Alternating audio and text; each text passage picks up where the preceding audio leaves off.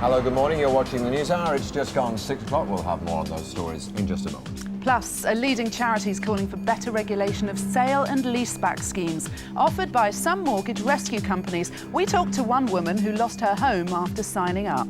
And we meet the face of this year's Poppy Appeal, hoping to raise awareness about the plight of servicemen and women killed and injured, not just in World War II, but in more recent conflicts like Iraq. But first, let's get today's weather with Claire. Hello, good morning. Well, the best of the weather today will be across Northern Ireland and Scotland, perhaps northwest England and northern parts of Wales. But this morning we have to contend with the mist and the fog. The winds are picking up down towards the southeast, dragging in some cloud, and that cloud will continue to push its way ever southwards and eastwards through the day, perhaps even the odd spot or two of rain.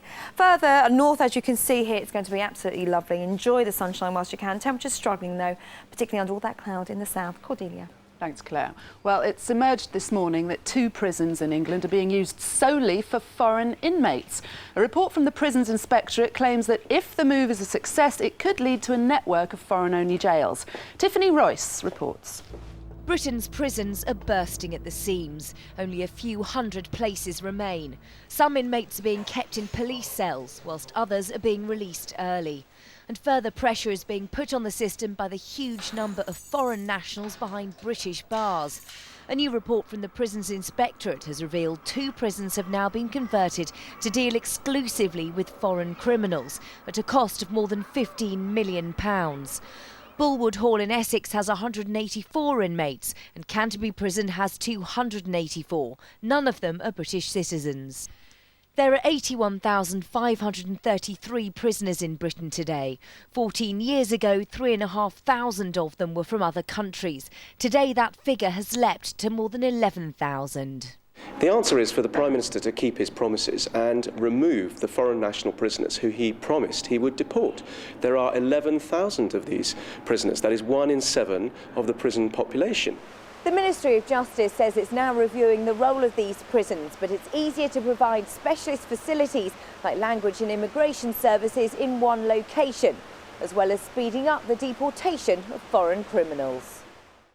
Tiffany Royce reporting there. Let's catch up on the rest of the news. Here's Priya. Thank you, John.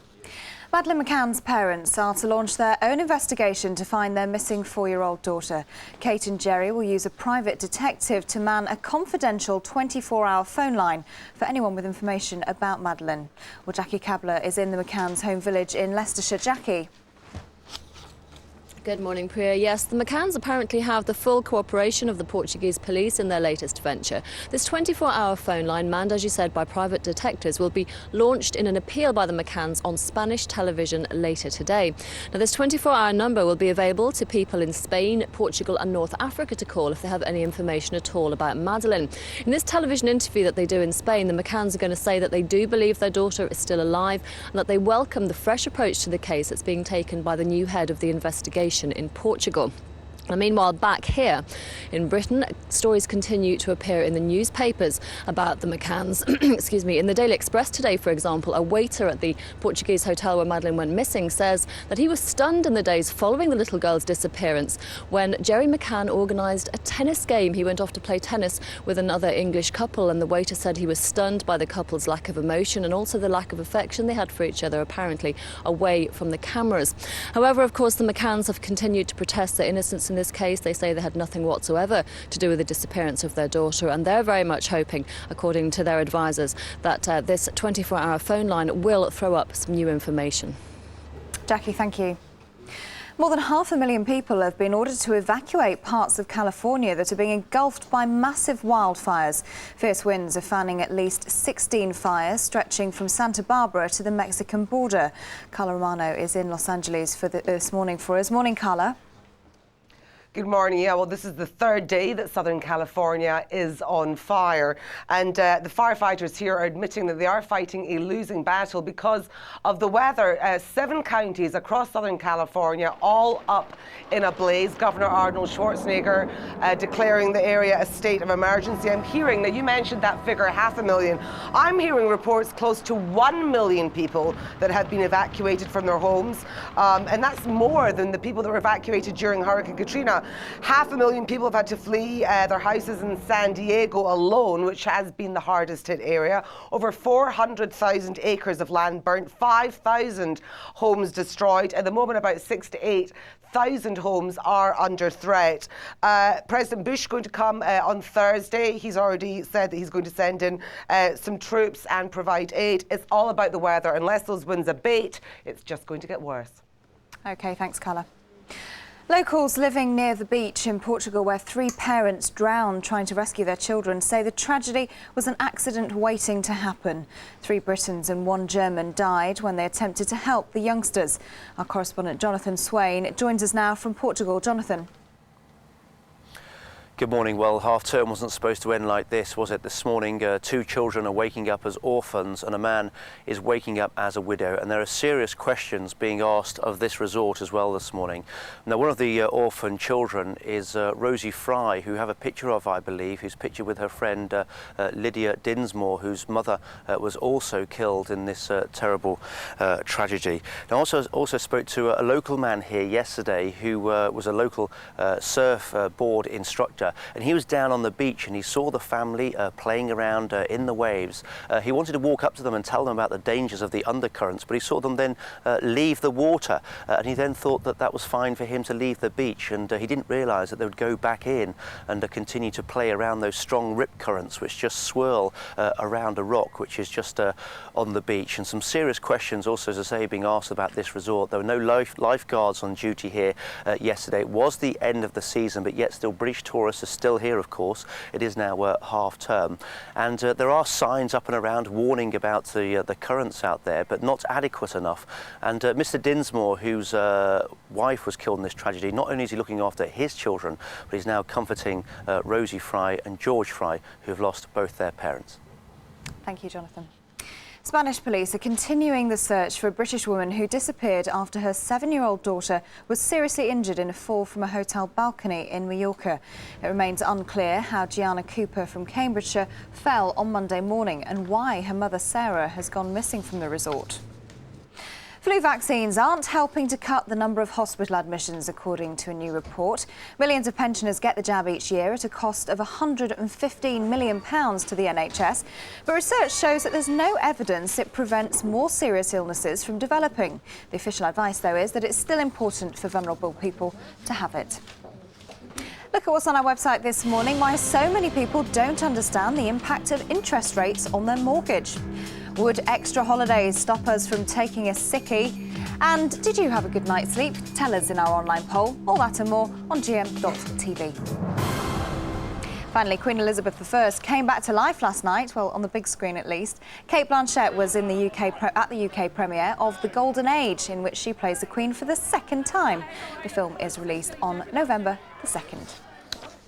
Now then, it's 8 minutes past 6. Back to Cordelia and John. Thank you very much indeed. Let's have a quick look at the morning papers. Front page of The Independent. Amazing picture there of the disaster in California that Carla was telling us about a moment ago.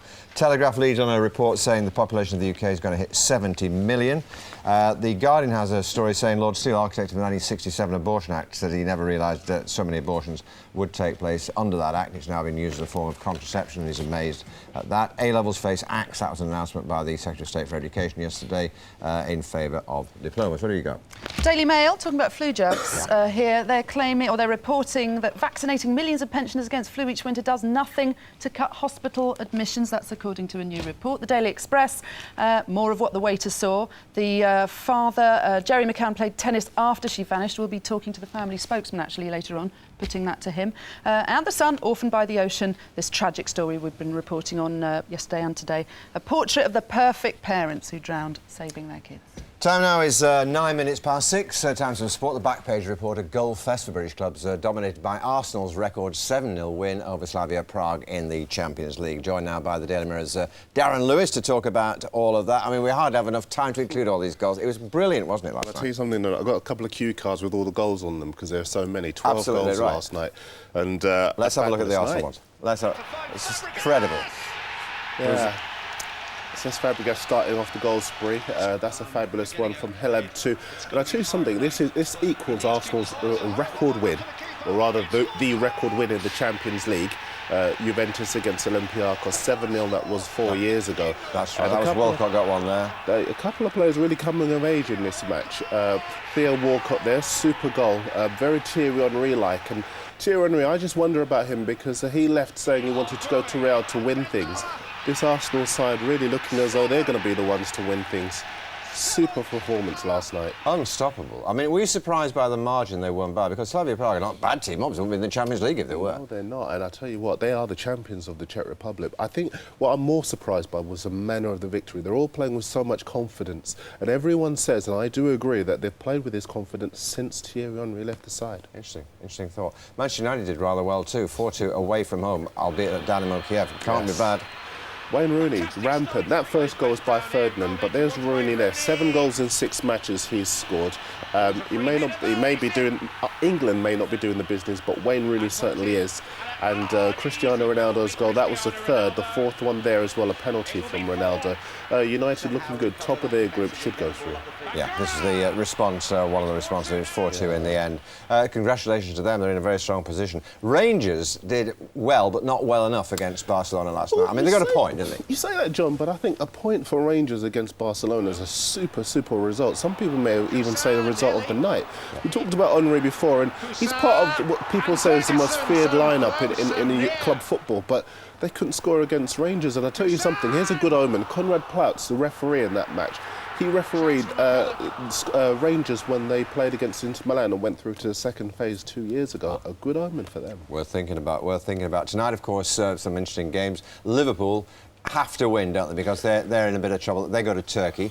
Tough game. It's a tough game. They should beat Besiktas. I was in Besiktas last year when Spurs beat them in the UEFA Cup. Some people nonsense about being a hellhole. It's a lovely place, Istanbul. Scene, of course, of the Champions League triumph of a couple of years ago. Liverpool should beat them. And Chelsea against Schalke? I think Chelsea should do well. Home record fantastic, as we all know. Avram Grant really stamping his mark on the team. And I think Celtic out at Benfica, aren't they? Out Benfica, and they beat AC Milan in that infamous last game. Dida, theatrics, we know all about that. They should win. Excellent. Darren, good to see you. Thanks very much, Dee, for being with us. Pleasure. OK, you're watching the News Hour on GMTV. These are the headlines you're waking up to this morning. 2 prisons in England are being used solely for foreign inmates. A report by the Prison Inspectorate claims if the move is a success, it could lead to a network of foreign-only jails. Madeleine McCann's parents are launching their own investigation to find their missing 4-year-old daughter. And more than 500,000 people have been ordered to evacuate parts of California that have been engulfed by those massive fires we've been featuring for the last couple of days. Now, the Chief Inspector of Prisons has revealed this morning that 2 jails have been set aside to house foreign inmates awaiting deportation. There are now more than 11,000 foreign nationals being held across the UK at a time when the prison service is struggling to cope. Well, I'm joined now by Nick Herbert, MP, you're the Shadow Justice Minister, and Francis Crook, you're the Director of Penal Reform. First of all, can I start with you? What's the Conservative Party reaction to this news? 2 prisons, foreign inmates. Well, I think people will be surprised to learn that whole prisons are devoted to having foreign national criminals, but I don't think that's really the issue. It may make sense to keep all foreign national criminals in one place. The point is that there are actually 11,000 of these criminals now. That number has doubled under the current government. It's 1 in 7 of the whole prison population. And Tony Blair and then Gordon Brown made solemn promises to deport foreign national criminals. And the question is, why haven't more of them been deported?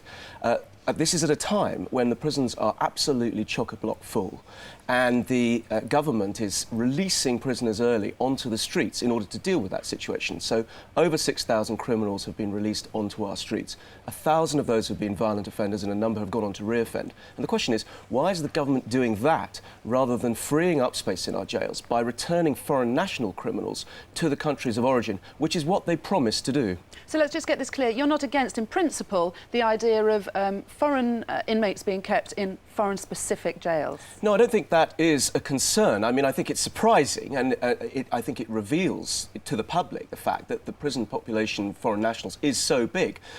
1 in 7 of the whole prison population. And so I think when people are, reading the headlines and saying, why are these violent prisoners being released early because apparently there isn't enough space for them, then to learn that there are still thousands of foreign national prisoners who the Prime Minister promised he would remove, they'll question why that promise was made? Did Gordon Brown know that he wasn't going to remove them? Has he been unable to do so? Or was it just yet another example of a cynical pledge being made to grab a headline that he had absolutely no intention of keeping?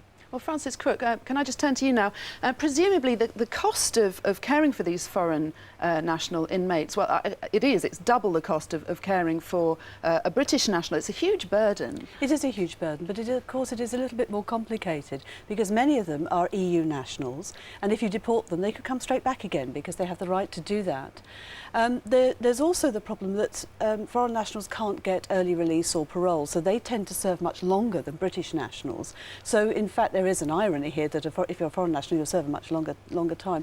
There are a lot of problems in the system, but the idea of holding foreign national prisoners in dedicated prisons isn't necessarily a bad one if they get proper services, and if then the immigration services can deal with them promptly and efficiently and fairly if they know where they are, which of course you're right, it has been a serious problem with that. And just lastly, do you think that's being done? Are they being done? I don't think it is being done. I've been to Bulwood Hall recently, and when I last saw it, didn't have any workshops, so you're holding a whole load of foreign nationals maybe for years and years and years with nothing to do all day. OK, thank you very much for talking to us this morning. Now then, time 16 minutes past 6. Very good morning to you if you're just joining us. A Poppy Appeal with a Difference is launched today. It's hoping to highlight the often inadequate support given to service personnel and their families, including those killed or injured in recent conflicts. Matt Arnold is down in Richmond, Surrey, with more details. Morning, Matt. Good morning to you, John. Of course, we take our inspiration for Poppy Day from the Canadian surgeon John McCrae, who famously penned, "In Flanders Field, the poppies blow between the crosses, row on row." Two actual crosses from the Great War and the Second World War here, marking the graves of unknown soldiers. And of course, the conflicts have continued apace ever since. We've had Northern Ireland, the Falklands War, Bosnia, Afghanistan and Iraq, to name but a few of the recent ones. So it's with a real sense of pride that the people in the poppy factory here go about their work. 36 million poppies they've turned out for Poppy Day this year, and they're already starting on orders for 2008. And of course, this year, as you mentioned, John, is underpinned by the notion that the government aren't doing enough to look after our servicemen and their families. Tina Thompson and her son Aidan fall into that category. We're going to be talking to them in a moment. They feature on the posters in this year's campaign. But also the song you're about to hear, underpinning their story, is from this year's Poppy Day single, the first time we've had one of those as well. A Poppy Appeal poster that means so much more to a mother and son facing life without their loving husband and father. But this year there's a political edge to the Poppy campaign, with the government accused of breaking the military covenant, which promises fair treatment to soldiers and their families. Tina Thompson and her son Aidan, who feature in the poster, receive just a part pension, not a full widow's war remit. Mick, seen here serving in Iraq in 2003, was killed in Cyprus when his motorbike collided with a 4x4 on his way to work. Because Tina's claim was after the new Armed Forces compensation scheme was announced, it was rejected. The Legion's emotive poster campaign is designed to highlight the lack of support for injured soldiers and their families, and aims to make us remember the 40,000 families who need our support. Dave here is a former staff sergeant in the army who's really benefited from the campaign. He had free accommodation with his job for the first 5 years that he's done it, and he's been here for many years since. Another quick first for this year, they're piloting 200,000 of these stick-on poppies. So you might see one of these this year where you don't need a pin. John, back to you. Thanks very much indeed, Matt. We've got ours here. We'll all be wearing them from Monday onwards. But meanwhile, let me introduce you again to Tina Thompson, who was featured in that report by Matt and her son Aidan. As Matt was saying, you've been denied compensation because of the circumstances in which your husband was killed. He's on his way to work rather than actually actively serving in the military at the time. You must be feeling rather badly done to. Yeah, I did feel very let down because nothing was explained to me about, you know, the different forms of compensation. It was just when I got back to England, I filled out a load of forms and it went from there, basically. How are you coping on your own with Aidan? I mean, financially and emotionally, obviously, because it's been a big loss in many regards, hasn't it? That's it. It was really hard losing Mick, and luckily I've had Aidan. He's been my little rock. I don't know how I would have coped without him, because you have to keep going for your children. But yeah, it was hard enough with losing Mick without thinking that I've got another battle on my hands to try and get money. Well, financially it must be a struggle. It is, definitely, because we only get a part pension, so it really is, you know, little treats are by the side at the moment. Now, what do you say to their argument? The Minister of Defence have told us that, I mean, basically, that, as I indicated, that the problem is that he was on his way to work, not actually at work, and they say that even a civilian employer would not offer compensation in those circumstances. They wouldn't compensate someone who was killed on their way to work. They might compensate someone who's at work at the time. Right, well, I wasn't aware of that argument from the MOD. That hasn't been explained to me before, and I wonder why then. Why did they suddenly change that rule in 2005? Why were they covered on their way to work beforehand? Why do they suddenly decide not to cover it after 2005? Well, it's a fair question, and one you'll doubtless put in the courts, because you're pursuing this with the help of the British Legion, aren't you? That's it, yeah. The British Legion have been there supporting us all the way. We've been to court once and we won that, but the MOD decided that no, we're going to appeal that decision, so we're actually going to higher court on the 6th of December. And generally speaking, there's been a lot of talk in recent... He's dropped his teddy in, you'll get it back in a tick. Yeah. There's been a lot of talk in the last few weeks about the way in which we all fail to actually appreciate what our service personnel do abroad and don't look after them sufficiently well when they come home. Do you share that point of view? Well, I didn't realise myself until this accident had happened to Mick how let down I felt personally by the MOD, and that they haven't been there and supported me, because I didn't even find out about how Mick's accident happened. I had to find that out myself 2 years after the accident, and there still hasn't been an inquest. And the reason I just keep being told is because it happened in Cyprus, so it takes longer. But a road traffic accident in England wouldn't take 2 years for an inquest. Well, 2 years does seem a long time, even for an accident that happened in Cyprus, I have to say. But there we are. Well, thank you very much to you for coming in. Let's hope that people's attitude towards our service personnel changes and everyone supports the Poppy Appeal. Thank you. Thank you very much for being with us. Find out how you can help with this year's Poppy Appeal by logging on to our website, usual place, gm.tv. Yeah, it's a good reminder, poppies from Monday. Exactly. Now, in a pre-recorded interview which will air in Spain tonight, Kate and Jerry McCann will appeal directly to Spanish, Portuguese and North African viewers to come forward with information that could help find missing Madeleine. The couple will also launch a new helpline number manned by Spanish private investigators hired by the family. Well, Clarence Mitchell is a spokesman for the McCann family. He's with us now from their hometown in Leicestershire. Clarence, why this appeal in Spain? Why now?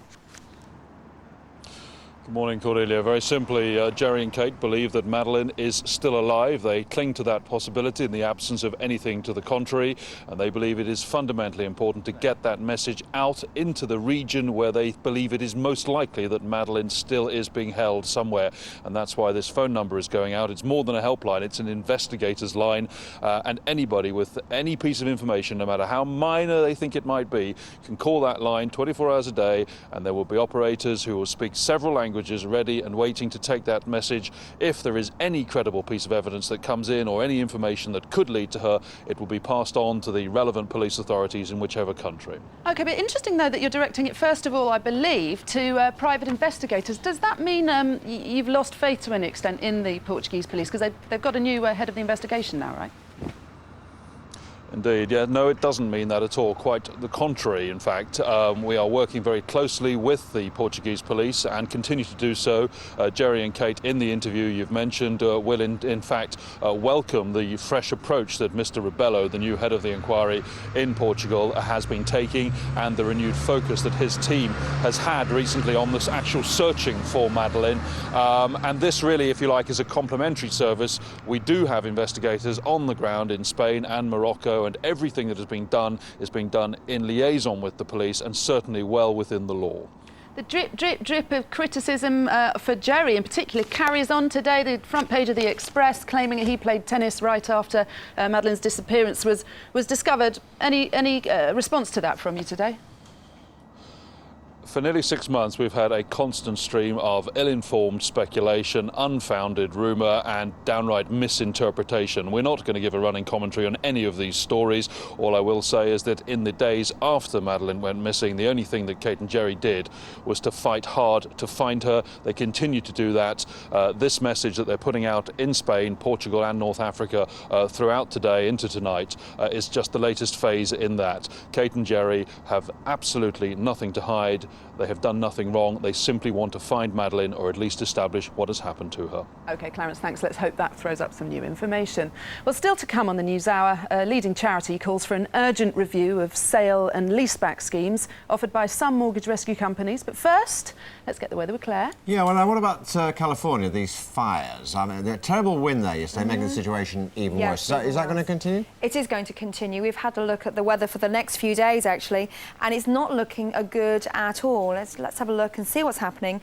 As you can see here, for the next few days, we're expecting brilliant, bright sunshine, hot temperatures, and despite the fact the winds are fairly light inland, because of the strength and the heat of those fires, it does make the wind locally a lot stronger. So that's the picture we're expecting. Take a look. It's absolutely dreadful. It's hell on earth, really, for people in California at the moment. And I don't think the situation is going to get any better because the conditions are going to remain the same. Let's have a look at the weather here in the UK.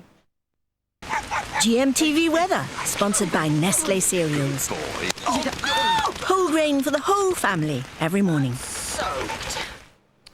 It's a quiet start back at home here, and as you can see, not a lot going on. The weather is fairly static, to be honest. We're seeing a little bit more clouds across the far north there, and an area of cloud coming in across East Anglia as well as the southeast. And that's where the worst of the weather will be today. As heading underneath the cloud, there's not a lot to see, to be honest, but we are seeing some mist and fog further north. It does mean, sadly, it's going to be a cloudy and a dull day across East Anglia as well as the southeast, across towards the Midlands, East Anglia, central southern England. But this morning, the problem will be fog and mist, as you can see here, anywhere from central parts of Scotland, down the spine of the country, across to parts of Wales, as well as the West Midlands. And that will only slowly clear through the morning. It's going to feel cold also, particularly, I'd say, across East Anglia and Lincolnshire, with that wind picking up some strength as well. The odd spot or two of rain cannot be ruled out. So the best of the weather this morning, once the mist and fog clears, will be Northern Ireland as well as Scotland, northwest England, down towards Wales, as well as the West Country. Enjoy the sunshine through the day. Little change, to be honest, as you can see here. For Scotland, you will continue to enjoy that sunshine, some drier weather, extending down towards Northern Ireland and northern counties of England. I'd say the west will be better than the east, and that's because the wind's coming in from a northeasterly direction, dragging in that cloud, and also that little bit of patchy drizzle. So not particularly pleasant there, and temperatures really reflecting that, only up to, I'd say, around 11, even 12 degrees Celsius, where you do see the sunshine perhaps just a little bit higher. Yesterday in Glenlivet, we saw temperatures up to 17.6 degrees Celsius. Very different today. It's going to feel a lot colder. So Thursday into Friday, well, not a lot of change on Thursday. Again, it's this southern portion of the country where we're seeing the clouds, also some patchy rain and drizzle. Then all changes on Friday. We're seeing that cloud slowly move in as well as some outbreaks of rain. And so come the weekend, all change. It's turning windier and also a little bit wetter. Here's your summary. Find out what's in store for the next 5 days on our website, gm.tv. Good morning, it's 6:28 on Wednesday, October the 24th. Yes, you're watching the NewsHour here on GMTV. In the next half hour, bursting at the seams, a new report reveals 2 prisons have been converted to house just foreign inmates. Critics say it's adding to the problem of overcrowding. 500,000 people evacuated from their homes in California as NASA pictures show a quarter of the coastline in flames. We're live to Los Angeles. And meeting 3-year-old Charlie Thomas, whose attempts to look like Harry Potter went, well, horribly wrong. We'll be hearing more from him and his mum and dad a little bit later on. Now that it's emerged this morning that 2 prisons in England are being used solely for foreign inmates. A report from the Prisons Inspectorate claims that if the move is a success, it could lead to a network of foreign-only jails. Tiffany Royce has this. Britain's prisons are bursting at the seams. Only a few hundred places remain. Some inmates are being kept in police cells, whilst others are being released early. And further pressure is being put on the system by the huge number of foreign nationals behind British bars. A new report from the Prisons Inspectorate has revealed 2 prisons have now been converted to deal exclusively with foreign criminals at a cost of more than £15 million. Bulwood Hall in Essex has 184 inmates and Canterbury Prison has 284. None of them are British citizens. There are 81,533 prisoners in Britain today. 14 years ago, 3,500 of them were from other countries. Today, that figure has leapt to more than 11,000. It's 1 in 7 of the whole prison population. And Tony Blair and then Gordon Brown made solemn promises to deport foreign national criminals. And the question is, why haven't more of them been deported? This is at a time when the prisons are absolutely chock-a-block full. The Ministry of Justice says it's now reviewing the role of these prisons, but it's easier to provide specialist facilities like language and immigration services in one location, as well as speeding up the deportation of foreign criminals. That report from Tiffany Royce. Now let's get this morning's other top news stories from Priya. Thanks, Cordelia. Madeleine McCann's parents are to launch their own investigation to find their missing 4-year-old daughter. Kate and Jerry will use a private detective to look for her in Praia de Luz. They're making a direct appeal on Spanish television tonight for anyone with information to come forward. More than 500,000 people have been ordered to evacuate parts of California that are being engulfed by massive wildfires. Fierce winds are fanning at least 16 fires, stretching from Santa Barbara to the Mexican border. Carla Romano is in LA for us this morning. Carla. Good morning. Yeah. Basically, there's a state of emergency that has been declared here in Southern California. These fires are not stopping. They're raging right across 7 counties. We know that President Bush has agreed to bring in about 1,500 National Guard troops to help with the effort. I'm hearing that close to 1 million people have been evacuated. That's from one news agency. That's more than those that were evacuated from Hurricane Katrina. 500,000 people in San Diego alone, which is the hardest hit. Over 400,000 acres of land has been burnt, 5,000 homes destroyed. Now we're looking at these NASA pictures just now. Incredible. That is the scale of it. That is what we can see there. It is incredible. The skies are just alight here. The big problem is the heat and the wind. 90-degree heat today. It was scorching, and those Santa Ana winds are just making those flames sweep all over the place. And unless that stops, this isn't going to stop. Carla, thank you. Locals living near the beach in Portugal, where 3 parents drowned trying to rescue their children, say the tragedy was an accident waiting to happen. 3 Britons and 1 German died when they attempted to help the youngsters. Our correspondent Jonathan Swain joins us now from Portugal. Morning, Jonathan. Good morning. Well, this morning, Roy Dinsmore, whose wife was killed in this tragedy, is not only looking after his own children, but he's also comforting and consoling Rosie and George Fry, whose parents were both killed while trying to save the group of children out at sea. Well, yesterday I spoke to one man who believes he could have done more. Luis Souza is a surf instructor on the beach who wishes he'd warned them. I was even ready to tell them about the dangers, but I never expect they go again to the same place to do bodyboarding, and they did. He saw the family and friends being knocked about by the strong undercurrents which flow to the right of this rock, but he left the beach when he saw them leave the water. He didn't realise they'd go back. We could save this situation, and I'm sorry for all the family. At sunset, locals and a few tourists came to pay their respects to those that were killed and to pray for the little ones who've been left behind. So could this tragedy have been avoided? Well, there were no lifeguards on duty when this tragedy happened, even though it may be out of season, but it is half term, still a lot of British tourists around. There are signs up on the beach, but I have to say they don't warn adequately enough about those strong rip currents that are out there. So a lot of serious questions being asked about this resort this morning. Jonathan, thank you. Flu vaccines aren't helping to cut the number of hospital admissions, according to a new report. Millions of pensioners get the jab each year at a cost of £115 million to the NHS. But research shows there's no evidence it prevents more serious illnesses from developing. The official advice, though, is that it's still important for vulnerable people to have it. Hospitals could be shut down within 24 hours after spot checks by a new super regulator. The body could also have the power to sack doctors and trust chiefs immediately. The plans are expected to be revealed by the Health Secretary Alan Johnson later today. The new regulator would take effect in 2009. Now, 80% of us admit to taking a sickie from work, and only occasionally with a valid reason, according to a report out today. With Christmas just around the corner, firms are being urged to give staff more days off or face seasonal sick notes. Nick Dixon reports. It's the season of goodwill, shopping, eating way too much, and lots of staff taking really seasonal sickies, apparently. Yeah, no, I think I'm But just who gonna go would straight do back to such bed. a thing? Okay. Bye. I can admit to that. Let's I'm go good. shopping. Oh, you can film me. No, never. I'm a very good girl. Never do anything like that. I don't know how much I'd never further. do anything like that. Okay, good. Thanks a lot. GMTV. What about you? Do you work? I used to make up really elaborate ones, like I'd look It's up the medical season of dictionaries goodwill, and find shopping, something. I used to make eating up way things too like much, kidney and lots of infections. staff taking seasonal sickies, apparently. I don't know, But who I'd would put on do like a really such a sick thing? voice and I go, hello. Oh dear, we seem to have a few problems with the sound on that report. We'll bring you it in our next bulletin. Let's have a quick look at what's on our website this morning. Why so many people don't understand the impact of interest rates on their mortgage. More on why we need more holidays to stop us calling in sick. And did you have a good night's sleep? Tell us in our online poll. All that and more on gm.tv. Now then, it's 6:36. Here's what's happening where you are.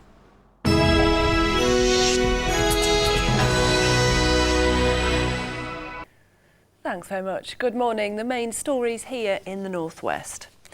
England and Everton footballer Phil Neville and his wife Julie have spoken movingly about why they're supporting the Manchester New Children's Hospital appeal.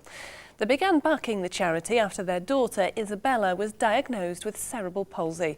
In an exclusive interview with Granada Reports, the couple have explained why the appeal, which hopes to raise £20 million, means so much to them. We're trying to raise money to build an accommodation block so parents can stay there and be close to the child, you know, so if your child wakes in the night, you want to look after your child, not a great nurse, but you as a mother, you want to look after that child, and we didn't have that, and we want to help in a small way of trying to provide a facility that will be up there with the best in the world. The trial of a man from Oldham accused of the killing of an 11-year-old girl more than 30 years ago continues today. Leslie Molseed left her home in Rochdale to run an errand for her mother. 3 days later, her body was found on moorland in Yorkshire. 53-year-old Ronald Castry is charged with her murder. Manchester's Civil Justice Centre opens its doors for business today. The building on the west side of the Spinningfields district cost around £130 million to build. It houses hearing rooms, video link facilities and suites for vulnerable witnesses, and is the largest civil court to be built for more than 100 years. Well, moving on to football, and Manchester United have maintained their 100% start to their Champions League campaign. Rio Ferdinand settled the nerves early against Dynamo Kiev with a well-taken header. Rooney was then next on the score sheet before Ronaldo grabbed a further 2 goals, the first this header and the second was from the penalty spot. Meanwhile, Liverpool are preparing for their Champions League clash against Besiktas. The Reds have never met the Turkish side in a European competition before, but will be without striker Fernando Torres because of a thigh injury. Manager Rafa Benitez says it's a must-win game. It's clear that we need to go to Istanbul and try to win and see what happens in the other game, and just wait and keep working, thinking about to win every game if it's possible. Well, that's it for now. I'll be back at 7:05. In a moment, we'll return to GMTV, but first a look at the region's weather. Rewind the seasons with the Time Renewal Collection from Pantene, sponsors of GMTV Weather. The mist and fog patches will slowly clear this morning with some sunny spells developing. By the afternoon, the best of the sunshine will be out towards the coast. Highs of just 11 Celsius.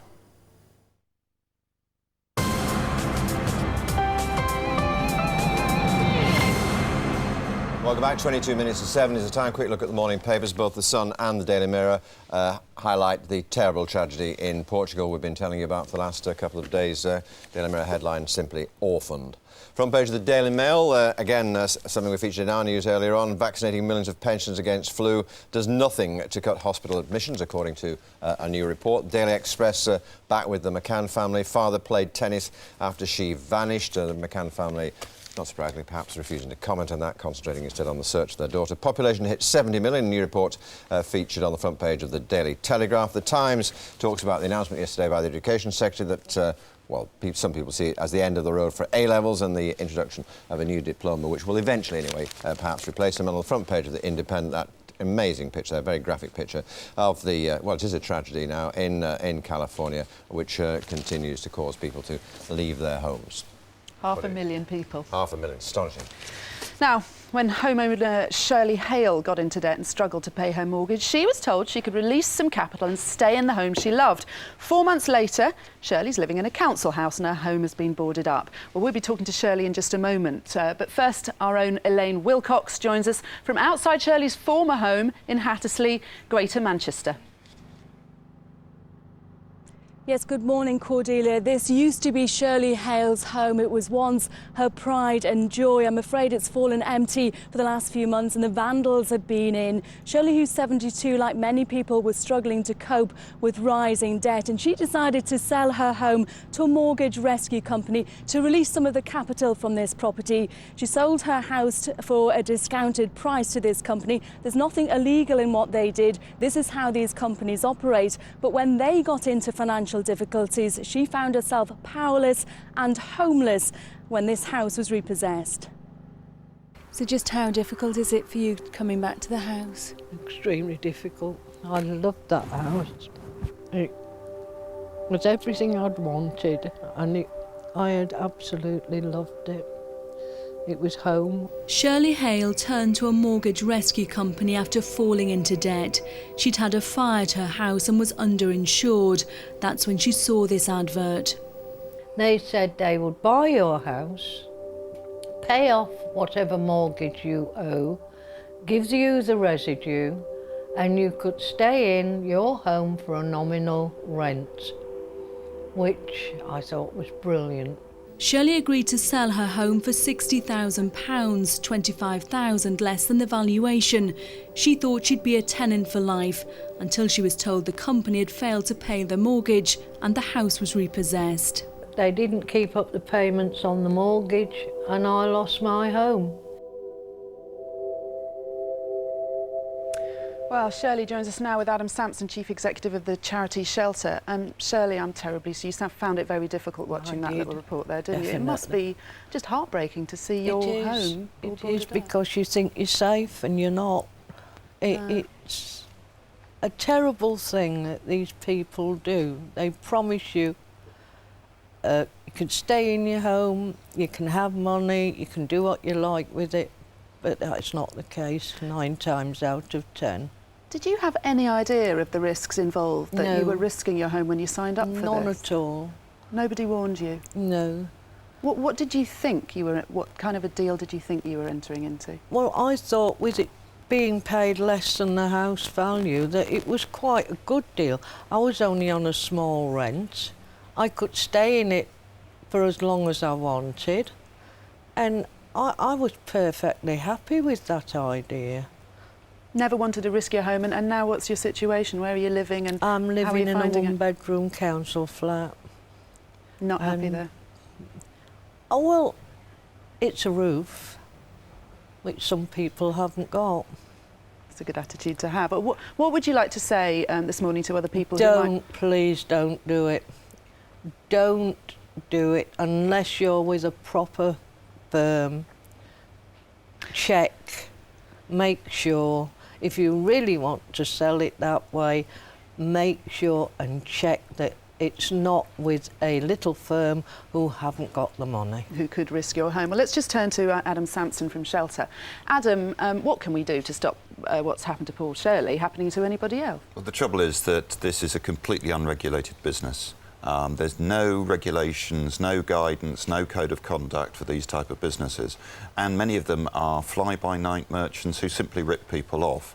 And even if the firm is financially sustainable, and many of them, and in this case it wasn't financially sustainable, even if they are, there's no necessary guarantee that people are going to get the proper value for their home, and there's certainly no guarantee that people are going to be able to stay in their home for the rest of their life.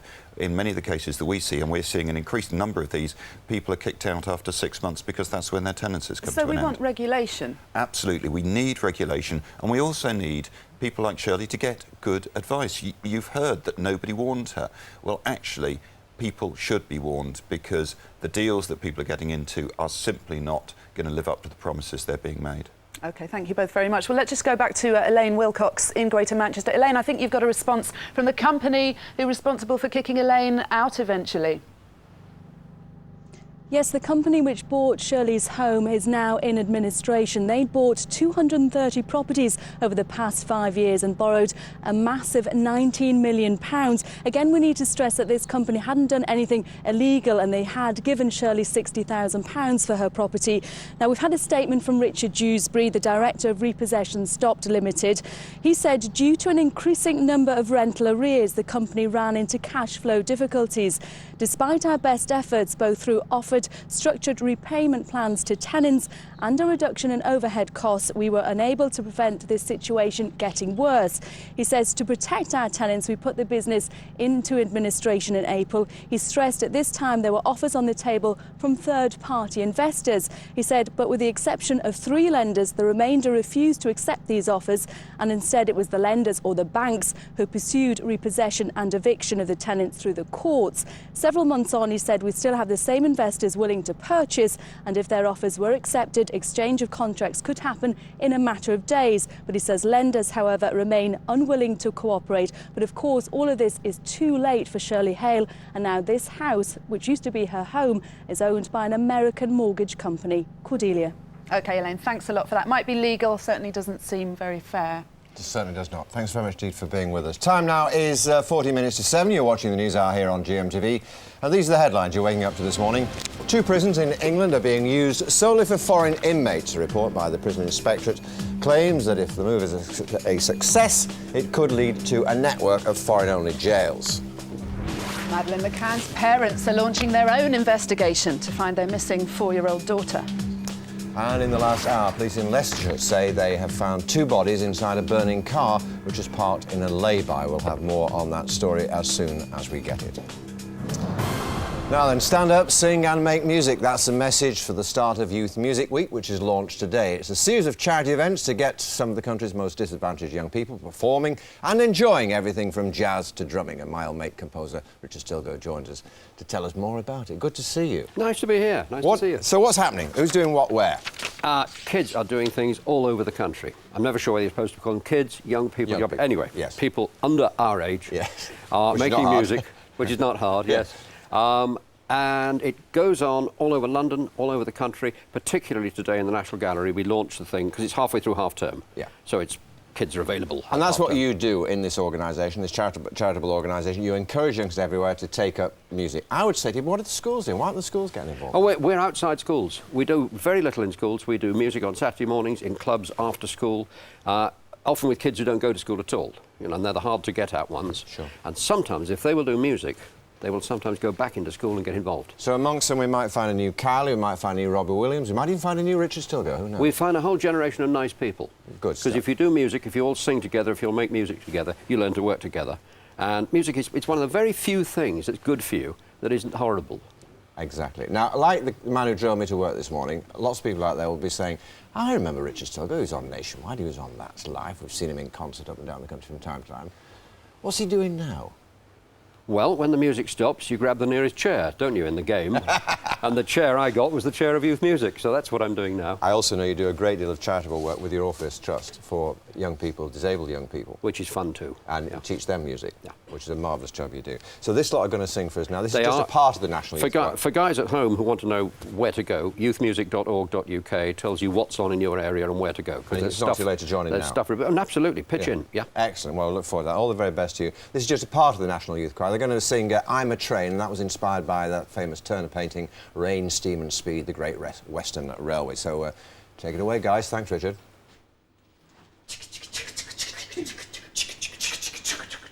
Look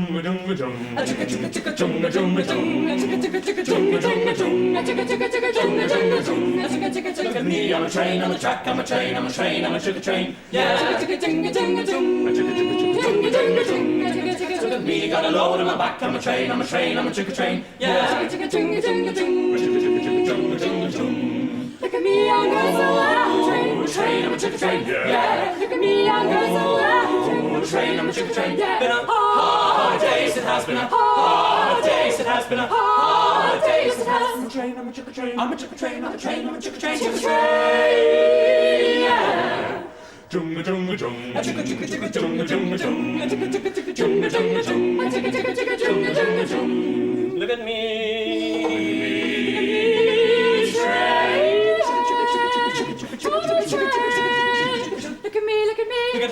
train. I'm a train to train. I'm a train.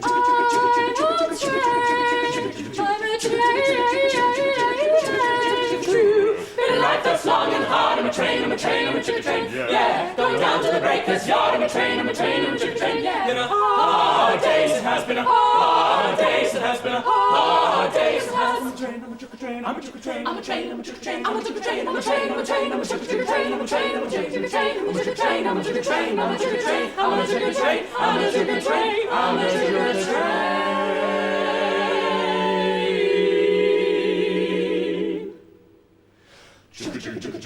Train, train, train, train, train, I'm a train, I'm a train, I'm a train, I'm a train, I'm a train, I'm a train, I'm a train, I'm a train, I'm a train, I'm a train, I'm a train, I'm a train, I'm a train, I'm a train, I'm a train, I'm a train. Fantastic. Terrific segment. At this time of the morning, absolutely remarkable. Well done. Now, we all know that children have a remarkable ability to get up to mischief, and none more so than 3-year-old Charlie Thomas. Charlie thought it would be fun to put a cone on his head to look like Harry Potter. Unfortunately for him, the cone became stuck and the fire brigade had to be called to the rescue. Well, Charlie joins us now with his mum Louisa and dad Martin. Hello, Charlie. How are you this morning? How are you feeling today? Okay. Little bit nonplussed by all the attention, I'm sure. Absolutely. Louisa, what happened? Oh, we were playing in the field and we were flying his kite, which he had for his birthday. And whilst we were doing that, he ran off and was playing with the cones with his sisters, and he just put it on his head, and we thought that'd be fine. And then he ran over and said it's stuck. So we thought, oh, it's okay, just pull free. But it didn't, and it was completely wedged on.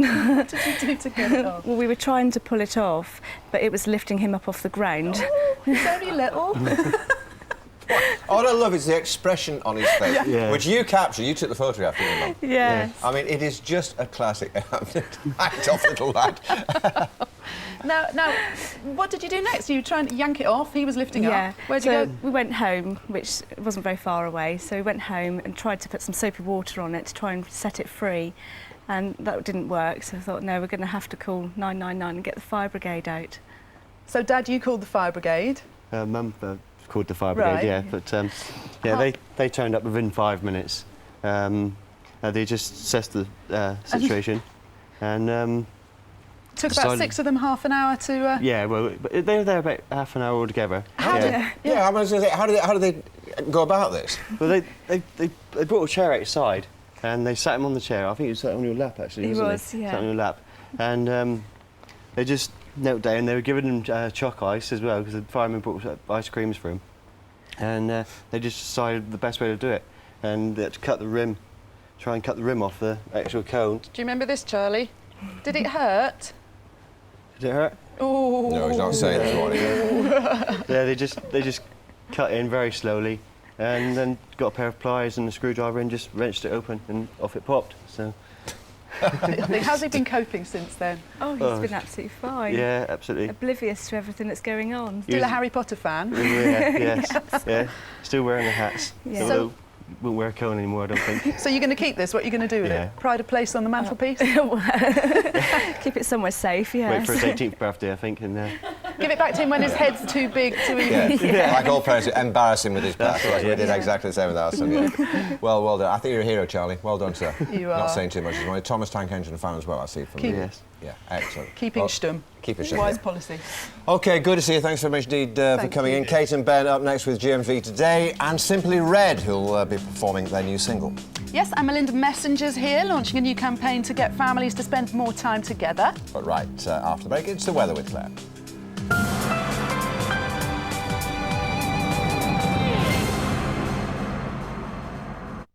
She's the Aussie actress who has entered the realms of Hollywood royalty.